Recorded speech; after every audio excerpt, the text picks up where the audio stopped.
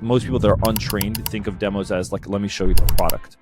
A really great demo is, let me show you how to solve the problem that you're having. I do think there's way too much feature dumping in almost every demo I see. The worst place you can be at with a prospect is like undecided. Good demos don't close deals alone unless it's just a pure, very transactional one-call close. Welcome back to another episode of the Bridge the Gap podcast, powered by Revenue Reimagined. Today's guest is Mor Assouline, who is the founder of Demo to Close, and quite frankly, one of the most direct voices in SaaS sales today. He's a former two-time VP of sales who's helped scale startups to nearly 15 million in ARR, and now trains SMB and mid-market AEs on how to actually run discovery and demos that, well, close, hence Demo to Close. This episode is going to be a gut check for sellers who are busy, not productive, but stuck. Inside joke. We're talking about unselling, why most demos fail after they go well, and how to create real buyer commitment instead of polite agreement like I give Dale all the time. Mor, welcome to the show, man. I appreciate you having me. It's been a while. It's been a hot minute. At least he can do it. At least he's busy enough that he can do the intro well. So. Listen, take your buttoned up collar and go somewhere. Mor, so we appreciate you joining the show. I said that, man. Yes, I definitely think you did. You can tell the spicy is like kicking in for days. I wanted to get into why good demos still lose. Like, I've always been a believer that a demo never wins you a deal, but a demo can definitely lose you a deal. Like, it's a progression step. So when you say, good demos are still losing opportunities, deals, people go ghosting, talk to us a little bit about your philosophy around that. Why demos lose? Why good demos can still lose you a deal? Because good demos are just it's like, think of the demo as a trailer for a movie. Okay. Right? Like you have a trailer, and after the movie is like the final show. That's the product itself. And so you can have a really good demo or a really good trailer, convince them to show up to the theater. All right. So the follow-up demo or the follow-up call, and then you butcher that one. And then they're like, all right, this sucks. And so there's more to closing a deal than just the demo. The demo is just like one of the levers that you pull. There's how you prep for the meeting, how you show up to the follow-up calls, how you're multi-threading post-demo, pre-demo, what you're doing to, like, it depends on your sales cycle. Unless you're a one-call closer, which is like for a lower SMB, most deals don't close in one call. And so you might have a follow-up call. You might not have a follow-up call. It might be sometime in the future to follow up. And like, what do you do in the interim to stay top of mind? So good demos don't close deals alone unless it's just a pure, very transactional one-call close. But then again, like, most people that are untrained think of demos as like, let me show you the product. A really great demo is, let me show you how to solve the problem that you're having. Oh, and by the way, our product happens to help you solve that problem. Like, our product is just like a byproduct of how we do it. So are you saying like a lot of people just go feature functionality? I was just going to say, it's a feature show.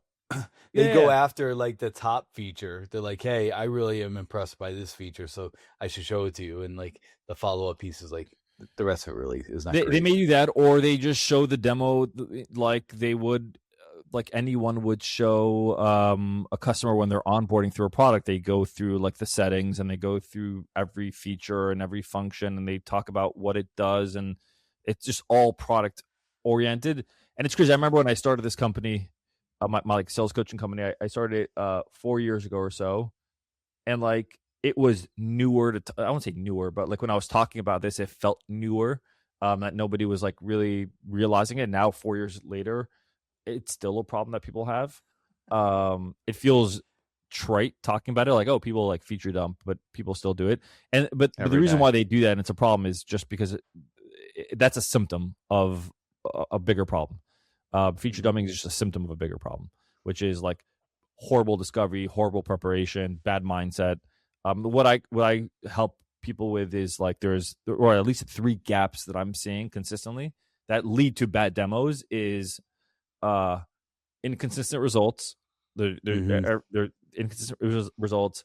A lot of self-doubt, which would obviously, and not in that order. So maybe probably it starts with self-doubt, which leads to inconsistent results, which leads to no process.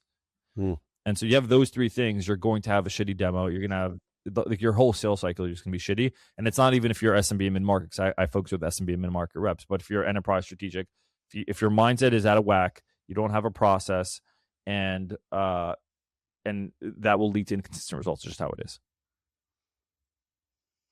So I do think there's way too much feature dumping in almost every demo I see. It's let me show you all the great things we could do, and I'll spare you my Tesla story that Dale's heard me say 9 times, but everyone does it, right? I'm gonna show you what's important to me and what I think you want to hear instead of what you need to hear.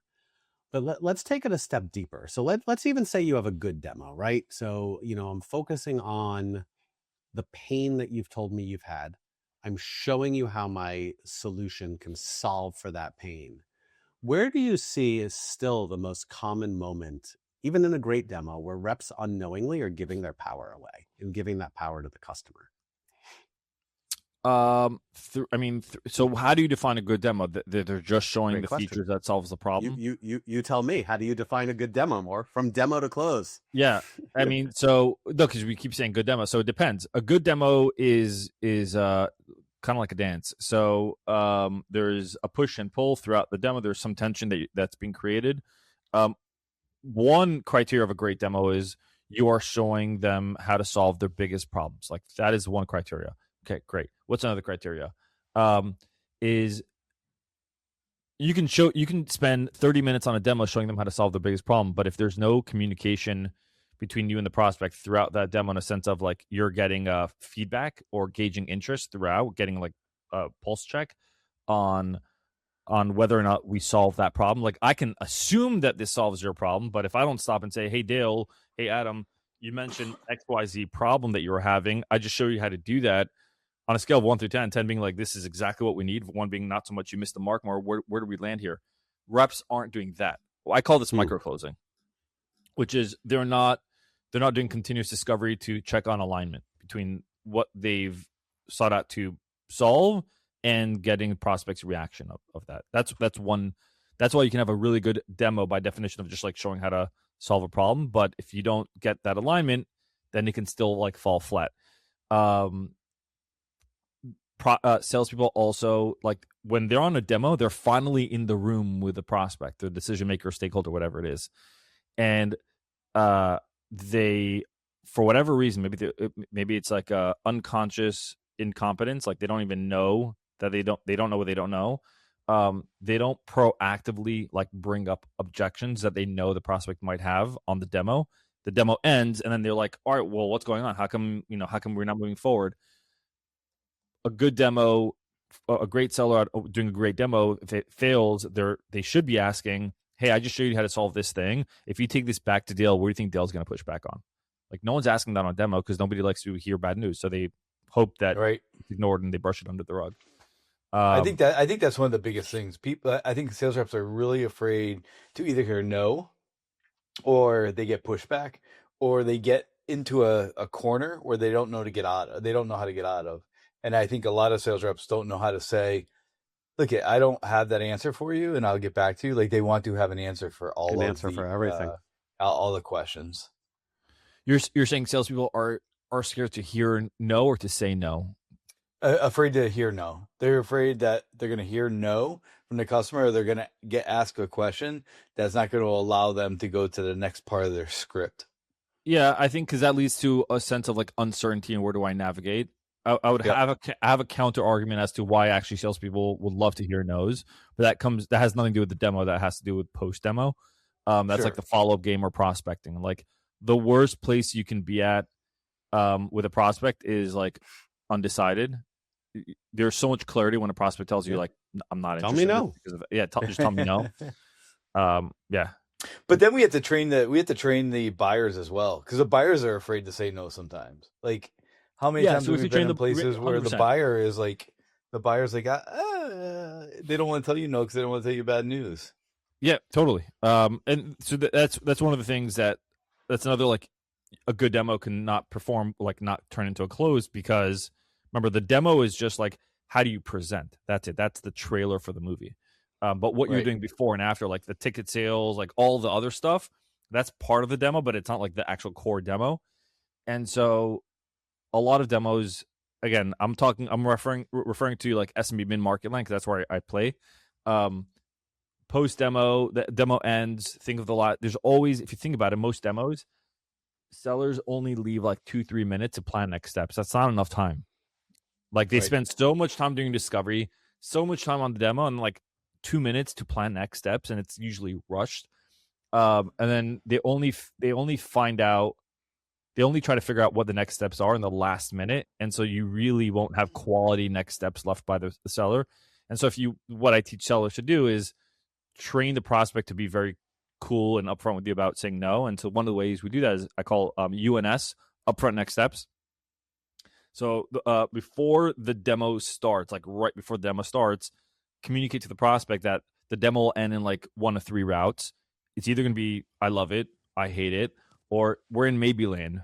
And most deals, because they're not one call close, they're going to end up in maybe land. Yep. And the ask that you make to the prospect is, hey Adam, if we end up at the end of the demo in this like maybe territory and you're hesitating, my only ask is we spend some time like untangling that. Is that fair? And then you get that buy-in from the prospect. They say yes. Now you have an open loop. You do the demo, and the goal is to close the loop, and to close that loop. So the demo ends. You show plans, you show pricing, all that good stuff. Then you close the loop. You recall, resurface that upfront next step that you left out of the beginning. They give you a verbal commit, and you talk about it. Like, that's one way to do it. Yeah, we do a lot of that. Like, Jake does a really good job. We're training on Spice, but the first part of Spice and winning by design is acing the call. And so right up front, you're trying to have what the end result is of that call. And you got to leave time. Like, when we train, when we're talking to our clients, like, we have, 5 minutes up front, 5 minutes in the back. If you have a half an hour call, that leaves you 20 minutes in the middle. Like, you really got to stick to some of that time frame, or else you'll get stuck in a bad place. People buy from people. That's why companies who invest in meaningful connections win. The best part? Gifting doesn't have to be expensive to drive results. Just thoughtful. Sendoso's intelligent gifting platform is designed to boost personalized engagement throughout the entire sales process. Trust me, I led sales for a Sendoso competitor, and I can tell you, no one does gifting better than Sendoso. If you're looking for a proven way to win and retain more customers, visit sendoso.com. Yeah, and again, it depends on your sales cycle. So not all demos have to end in a close. And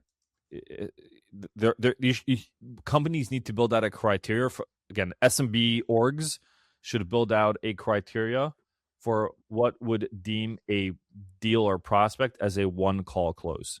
Yeah, and they're not going to be mostly. I love me a one one call close. close. Yeah, I mean, look at. I mean, like you said, if you're doing transactional stuff, like we have a client that has some of that stuff, but in most cases, if you're selling anything over $10,000 in ARR, you're going to have a couple of calls. 1,000%. Yeah. So let's take it a step back. So even before demo, you have to have discovery, right? And I think too many people think discovery is a one-time call. Discovery is ongoing and should go through your whole sales process, but let's go back to that like first discovery call, right? And I think I've heard you say that discovery is typically, even before the demo, where the deal is going to be won or lost. What does great discovery actually sound like and look like? What is a good discovery? Because I've always at a very high level said a good discovery is not the Spanish Inquisition, right? Like, you don't want to sit here and have me ask you 27 questions and have you to like pepper back and forth. What is a good discovery that gets you to the demo? Yeah. So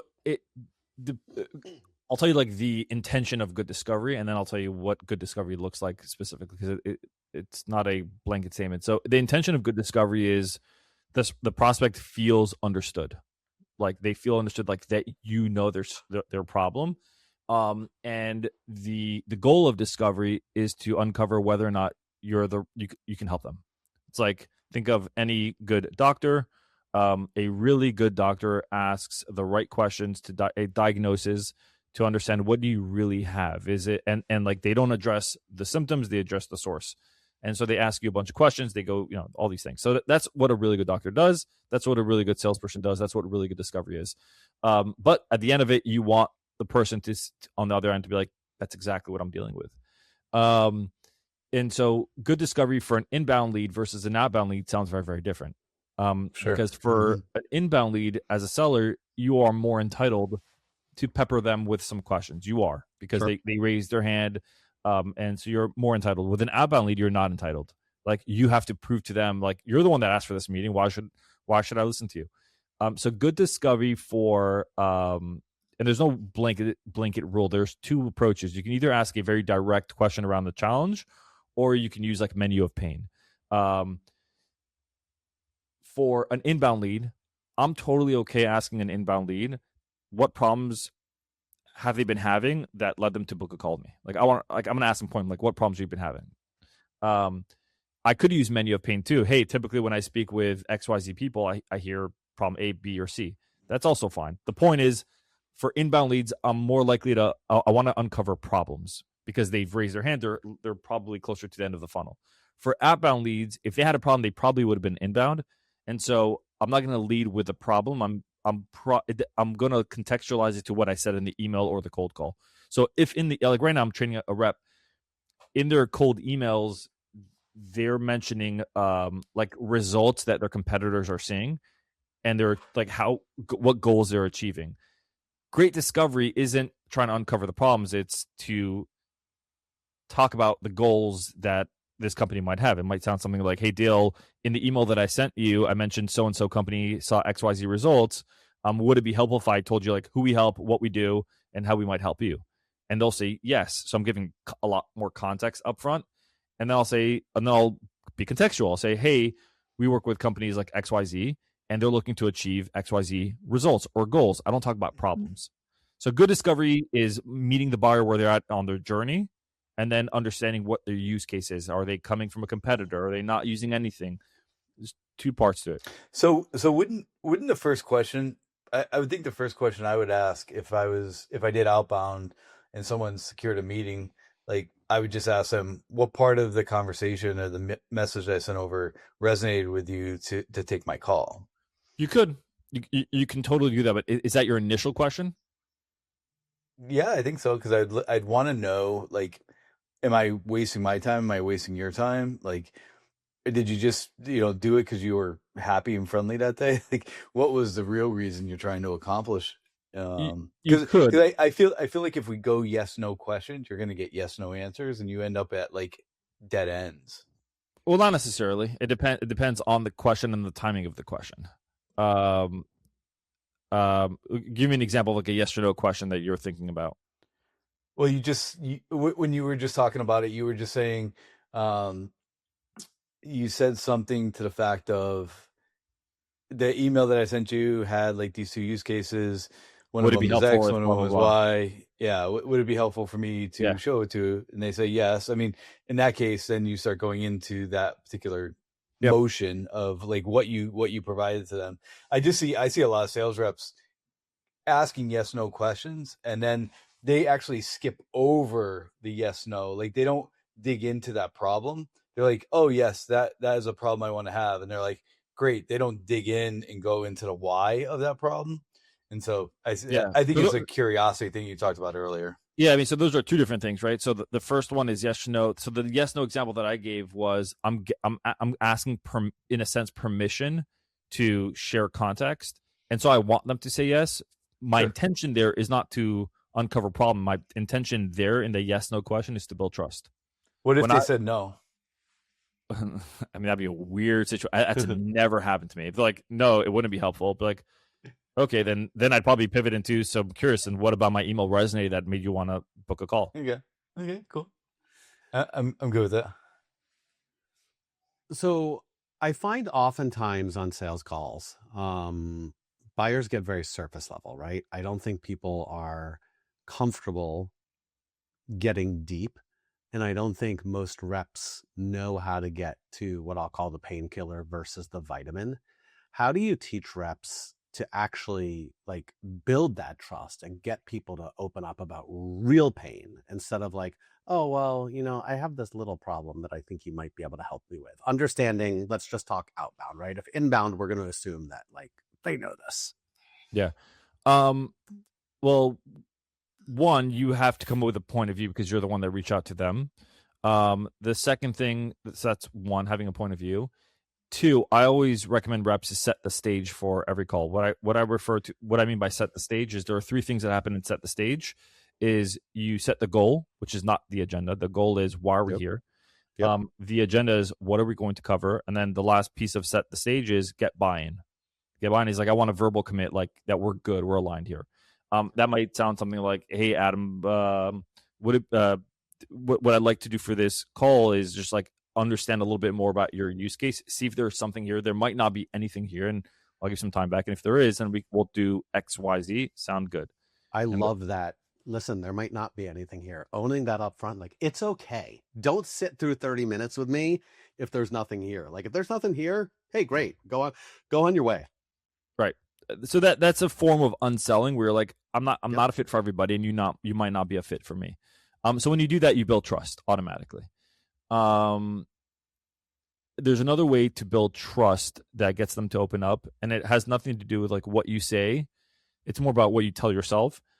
There's something I do before calls with prospects, and I teach reps to do this. It's like reps go into a call hoping to close the deal or hoping to move it forward, whatever it is. So their intention is make the sale. And because their brain is primed that way, what the words that the behavior that they act on tries to reflect that intention. So if before the call they spend 45 seconds, whatever, maybe a minute, visualizing, like focusing on their intent and telling themselves, my intention is to help the prospect. Like I want to help them, and like just live in the intent land of help. Like I want to be of service. And then they hold that belief and feeling, their behavior will naturally, and they tell themselves, if my intention is to help them, how do I behave on the call? Well, I'm more patient. I'm not pushing, I'm going to like call out objections that I think are very obvious, whatever it may be. And then when they get on the call, their behavior will match their intention. And so they naturally will probably say the right words naturally. The way they communicate the words will sound very like honest, and it'll sound like someone that's trying to help, right? If your intention matters. You can tell when you're meeting somebody and like they're like slimy, sleazy. Yeah. You could tell they're trying to like manipulate you in some way. Their intention is about screwing you over. You can just tell. And so there's building, the way to build trust and prepare for the call is also mental. It's a big mental game. I would say 80% of it is mental. If you fail to prepare to fail. That's look at you with like the Freudisms. Nostradamus. No. And I find that a lot of people they end up running into demos. Like the other thing that we'll tell a lot of reps is like block out time prior to the call, even role play, like depending on how big the deal is, right? There's a lot of things that you need to end up doing. If you're not prepared, whether it's a demo, whether it's a role play, whether it's discovery, all of these things are just going to set yourself up for failure, because you can't just go into a conversation without knowing like who you're talking to, what potential problems they're going to have, because a script will only bring you into a surface level conversation where like at the first divergent point, you will actually get a question that you can't answer. And then like, it's like game over.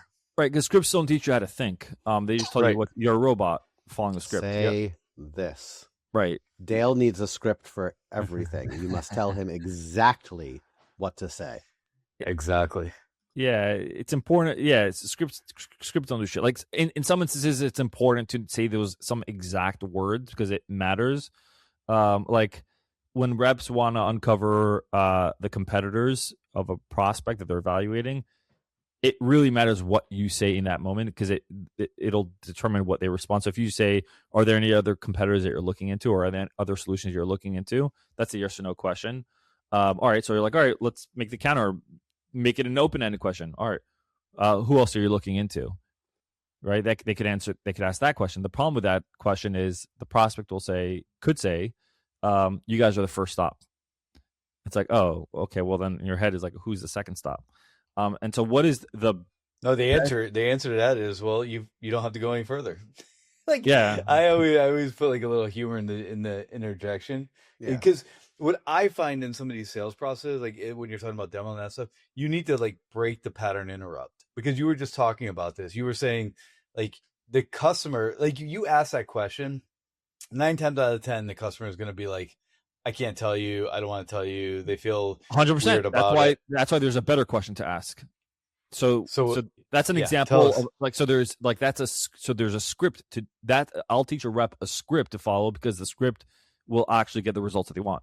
And so what you do there is you give context before asking a question, or you can do it right after asking the question. It's totally up to you, and you test it out.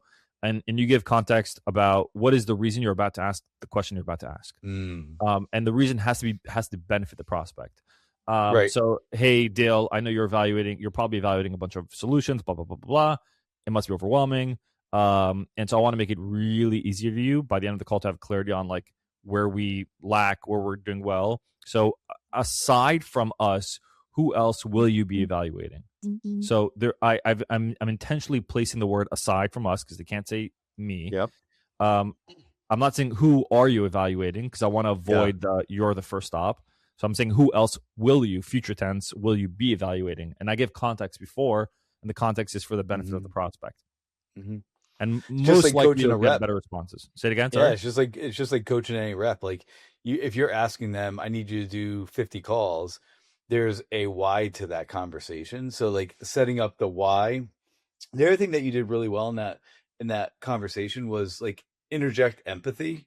So like you said, that must be hard for you. Like, I think that is someplace that we skip over a lot, because we forget that we're having a conversation and we get into the script, or like when we're training on some things, what we end up finding is they're trying to figure out the methodology or the thought process. Like, what's the A, what's this? Like you can see them actually processing everything, instead of being like, just have a conversation. You are talking with another human being. It is okay to have that conversation. Yeah, I bet if you were to follow a salesperson around for the day and heard them on calls and like follow them around like till the end of the day, they clock out, they go home, they hang out with their friends, whatever it is, and then you would record it, and then you look at the recording afterwards, you would see the way they talk, communicate with their friends and family, whatever it may be, sounds very different to how they communicate with prospects, and that shouldn't be the case. It should be this. They should be the same. Yeah, 100%. I feel it. I hear that.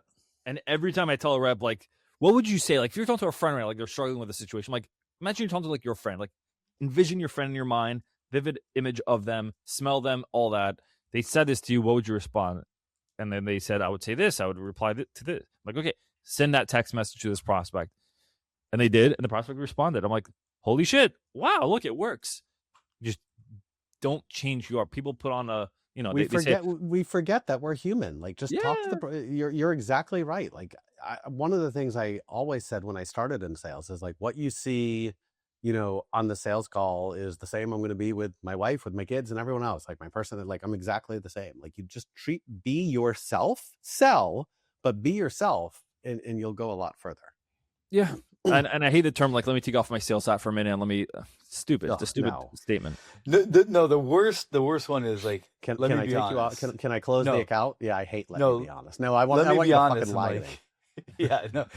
So I've been lying to you the whole time. Now I'll be honest with you. Like, I hate that so much. Yeah, I like to say, if I want to replace honest, I say like candidly. Like, I prefer that more than honest. Yeah, I like candidly because it's not let me be honest. It's okay. Direct. Yeah. Cut the fluff directly. Yeah. Sure. Yeah, I like that. Dale, you always say, let me be honest to you, though. I do not. Yeah, but you know what I think? I think at the same time, like, people understand that let me be honest is not, oh, you weren't honest. I don't think people are thinking about it. I think they just like saying you guys doesn't mean you guys like male. It just means like you plural. I've got in trouble for that one. I have too, but like people understand what that means. Like, don't know. Most people understand what that means. There are some who do not. Okay, when I hear my prospect. when I hear let me be honest, like it does immediately make me think like you're not being fully transparent with me somewhere. Like it may not be that you're not honest with me, but you're hiding something somewhere. Sure. And that is like bothering. Yeah. So Dale, can I be honest with you for a moment? Let's go. All right, we are coming up on time. We have learned a lot about demo, a lot about disco, but now we're going to learn a little bit about Mor. And we're going to switch into some rapid fire mode. Mor, what's one sales myth you wish was erased forever? Sales what? I didn't hear the last part. Myth. One sales myth you would like to see erased forever. Oh man, I don't have an answer for you. I'd have to think about it. Sales myth. You see what happens Or here? sales process. Or... By the way, that's cognitive overload right here. When you ask a prospect a question, an open-ended question, they think like, fuck, I don't know. It's called pattern interrupt. Now you have to think. Sales process, sales myth.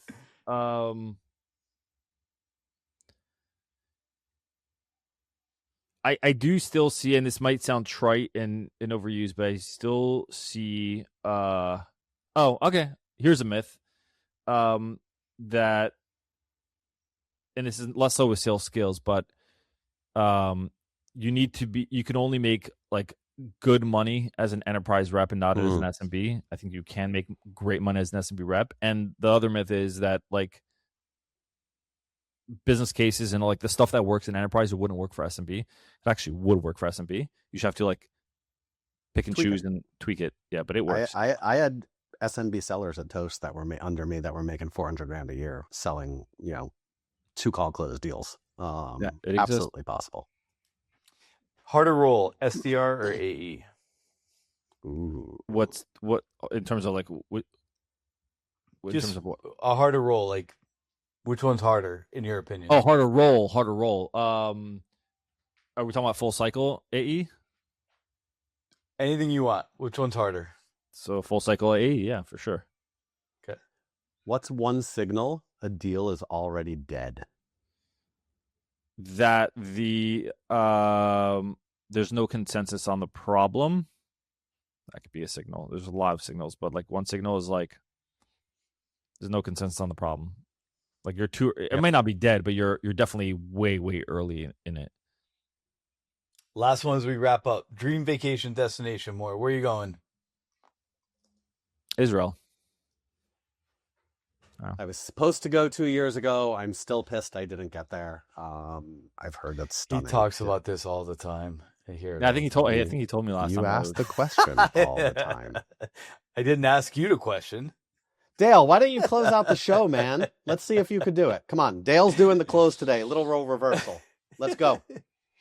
Mor, thanks for joining us. I'm Bridge the Gap. Where can people find you? Where can they get more information? What are you going to do? Demo to close. Let the audience know. Yeah, they can go to my LinkedIn, or they can go to my site and they can check it out and download my subscribe to my newsletter, demotoclose.com. Yeah, pretty straightforward. Cool. Awesome. Mor, thanks for joining us, man. Appreciate it, Thank you, man. Appreciate it.